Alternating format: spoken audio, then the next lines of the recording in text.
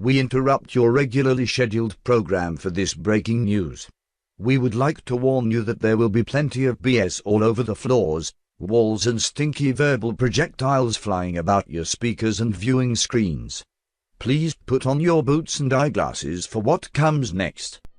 We have a wonderful nation, an incredible culture, but there are dark elements that allow unconscionable levels of, unacceptable levels of sexual assault and harassment that are affecting girls and boys and affecting men and women, from big media outlets to corporations to factory floors to servers in restaurants to our intimate spaces in homes and apartments all around this country.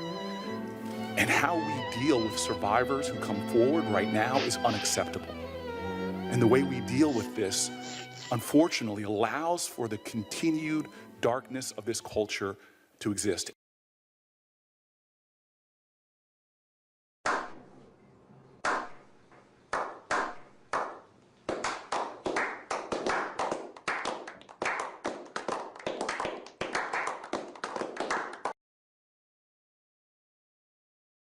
Welcome to Awkward Online.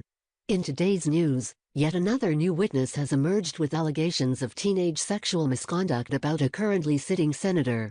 That witness's name is, surprise, none other than the distinguished senator date raper himself, Cory Booker. There were several news columns written by Cory Booker himself in the student-run Stanford Daily newspaper in 1992. Booker confessed in the first of the series of his 2 columns on date rape. He admitted in the 1992 column that when he was in high school, Cory Booker, the sanctimonious hypocrite New Jersey Democrat senator and presidential hopeful, forcefully groped his classmate without her permission as they kissed. He said that he reached for her breasts, and when she denied his attempts, he made another drunken attempt at hitting his, and I quote, mark. His detailed description of the date raping, and I quote again, fumble groping session, follows like this.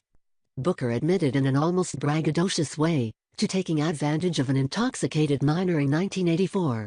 He wrote the following disgusting details in that article. New Year's Eve 1984 I will never forget. I was 15. As the ball dropped, I leaned over to hug a friend and she met me instead with an overwhelming kiss. As we fumbled upon the bed, I remember debating my next move as if it were a chess game.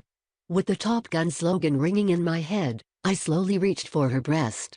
Booker seems to have meant the Kenny Loggins Top Gun theme song titled, Highway to the Danger Zone. The lyrics to that song represent his attitude here. Booker goes on to say after having my hand pushed away once, I reached my mark. Booker continued, without explaining what he meant by mark. Following his Top Gun reference, we can only assume he meant the danger zone. Booker finished his description of events by saying our groping ended soon.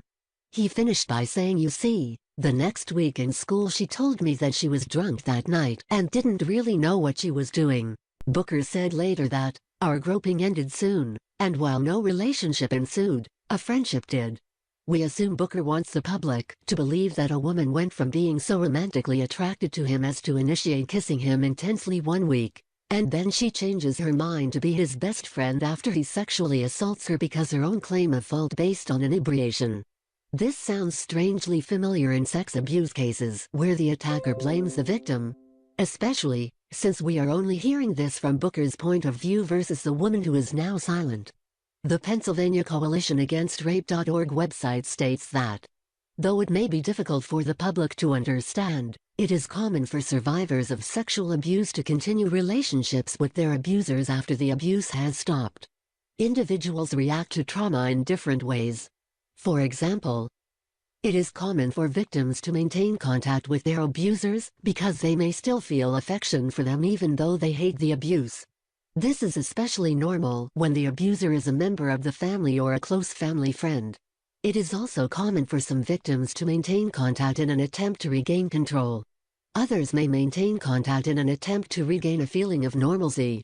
Additionally, offenders often intentionally build a connection or a bond that isn't broken as a result of sexual abuse. The abuse is often one element of an otherwise loving or fun relationship. Most interestingly in this case is the fact that offenders may intentionally maintain the non-abusive parts of the relationship to keep victims feeling close to them, thus controlling the victims to make it less likely that they report the prior abuse. This sounds very, very familiar, Mr. Booker. Seems like we have seen some testimony before about sexual assaulters befriending their victims. Well then, Senator Harris, do you have any questions you'd like to ask Spartacus on this subject? Do you agree that it is possible for men to both be friends with some women and treat other women badly? I knowingly violated, and I understand the consequences. And I understand that the penalty comes with potential ousting from the Senate. I've not heard you answer a very specific question that's been asked. Do you agree that it is possible for men to both be friends with some women and treat other women badly?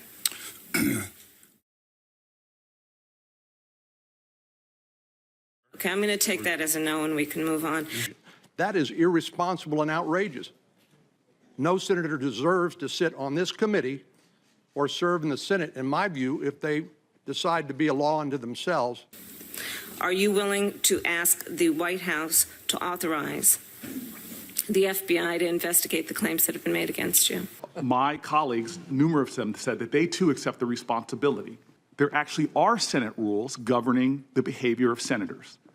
If he feels that I, and now my fellow colleagues who are with me, have violated those rules, if he is not a tempest in a teapot, but sincerely believes that, then bring the charges.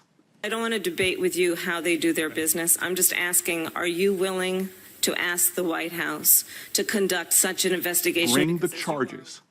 Booker's intent in penning that column was to detail his transformation from an idiot sex-starved adolescent who was only interested in stealing home plate from the virtue of an intoxicated minor, to the self-righteous for women's rights advocate hypocrite he is today. Later that same year, Booker returned to the subject of date rape with the intent to write yet another column. He stated that by my second column, as I raised my noble pen to address the issue of date rape, I realized that the person holding it was not so noble after all. He further wrote, "With this issue as with so many others, a dash of sincere introspection has revealed to me a dangerous gap. A gap between my beliefs and my actions. Indeed. We agree, Senator Booker, and Mr. Date Raper Extraordinaire, your actions didn't match your hypocrisy then, and now.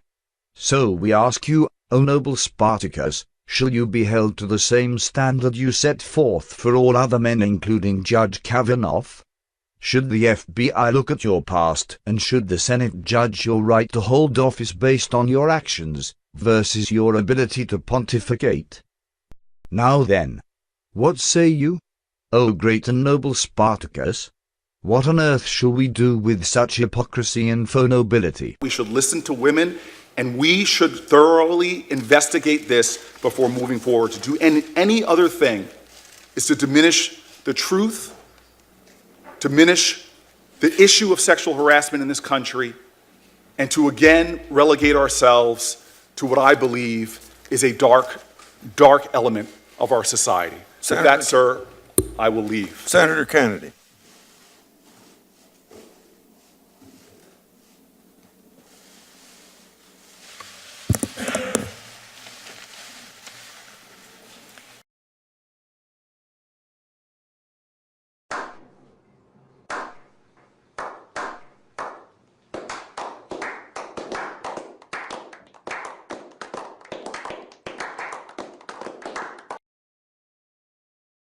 Guess who's perpetuating all of these kinds of actions? It's the men in this country. And I just want to say to the men in this country, just shut up and step up. Do the right thing.